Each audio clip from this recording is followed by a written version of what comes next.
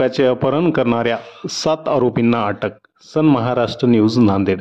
नांदेड शहरातील बपना T point येथून उद्धव बाळासाहेब ठाकरे गटाचे शहर प्रमुख गौरव कोटगिरे यांना दिनांक 14 डिसेंबर रोजी बापना टी पॉइंट येथून अपहरण करण्यात आले होते. त्याबाबत त्यांच्या पत्नीने इतवारा पोलीस स्थानकामध्ये गुन्हा दाखल केला होता. यावरून पोलीस अधीक्षक अविनाश कुमार यांनी तपासाची चक्रे फिरवत अवघ्या काही तासातच मारताळा येथून 7 आरोपींना अटक केली आहे. हा प्रकार फायनान्सच्या देवाणघेवाणीवरून झाला असल्याचे पोलीस अधीक्षक अविनाश कुमार यांनी प्रसारमाध्यमाला सांगितले आहे.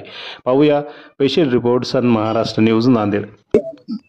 किती वेळामध्ये आरोपीला अटक करण्यात आली, किती आरोपी आहेत, नेमका उद्देश काय? काल दिनांक 13/12/2024 रोजी अंदाजे रात्री 9 ते 9:30च्या दरम्यान माननीय SP साहेबांना तसेच ॲडिशनल सर यांना सर्वांना बाफना येथे एक गॅरेजवर यातील फिर्यादी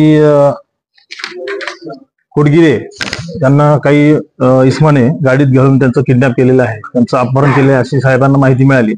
त्यावरून साहेब स्वतः आणि तसेच LCB team, additional sir, DYSP साहेब तसेच इतवाऱ्याची पोलीस स्टेशनची सर्व टीम हे सर्व घटनास्थळी हजर झाले आणि साहेबांच्या मार्गदर्शनाखाली सर्वांनी या घटनेची माहिती घेतली आणि ह्या घटनेमागे जे प्रकार घडलेला आहे आणि कोण आहे या सर्वांची माहिती घेऊन सर्व टीम साहेबांच्या आदेशाने सर्व टीम रवाना झाले आणि त्यावरून आम्ही सर्वांनी माहिती घेतली. तर थोड्या वेळाने यातील फिर्यादी जो कोटगिरी आहेत यांना चंदासिंग कॉर्नरला सोडण्यात आले अशी माहिती मिळाली. त्यावरून इतवाराचे पोलीस स्टेशनचे PI साहेब तसेच DYSP साहेब त्यांना जाऊन त्या फिर्यादीला घेऊन आले आणि त्यांना विचारपूस केली असता त्यांनी जी तक्रार दिली त्यावरून आम्ही अज्ञात इसमावर इतवारा पोलीस स्टेशनला गुन्हा दाखल करण्यात आलेला आहे. त्यानंतर सदर गुन्ह्यातले जे आरोपी आहेत तर त्यासंबंधी आम्ही LCBचे जे तीन टीम होते त्यांनी त्या प्रकरणाचा जो घटना घडली, अपहरण झालेले आहे त्यासंबंधी त्यांनी माहिती घेतली असता तर यातील नमूद जे आरोपी आहेत 7 जे आरोपी आहेत त्याबद्दल आम्हाला माहिती मिळाली, ती गोपनीय माहिती मिळाली.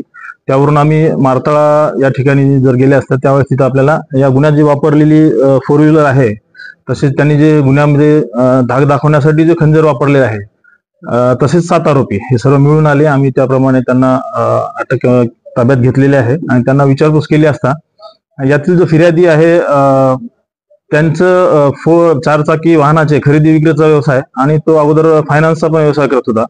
तर याच संदर्भात त्यांचं काही घेण्या देण्यावरून वाद झालं होतं आणि ते काहीतरी मोठी गाडी 4 व्हीलर ते विकत घेणार होता यातील जे आरोपी आहेत तर त्यांच्यावरून त्याच्यात वाद झाला होता आणि त्यांच्यासाठी त्यांनी ते किडनॅप केल्याचं प्रथमदर्शनी सध्या दिसून येते. राजकीय काही सध्या तर फिर्यादीला आपण काल पण विचारलं होतं पण सध्या त्या याच्यात अँगलनं कुठं अजून काही दिसत नाही, पण त्या दिशेनं पण तपास चालू आहे. कालच्या घटनेच्या अगोदर यांचे व्यवहार झालेले होते काही पहिलाच व्यवहार झाला? नाही, आरोपीच्या म्हणण्याचं असं आहे की त्याच्या अगोदर पण त्यांचे व्यवहार झाले होते. पण ह्या ज्या घटने आहे या घटनेमध्ये आरोपीनं ज्या फिर्यादीला आपण त्यांनी जे किडनॅप केलेले आहे त्यावेळेस त्यांनी स्वतः काही बोललेलं नाही, तर इतर 2 लोकांनी त्यांच्याशी संपर्क साधलेले आहे त्यामुळं आरोपीला तो त्या रात्री ओळखू शकले नाही.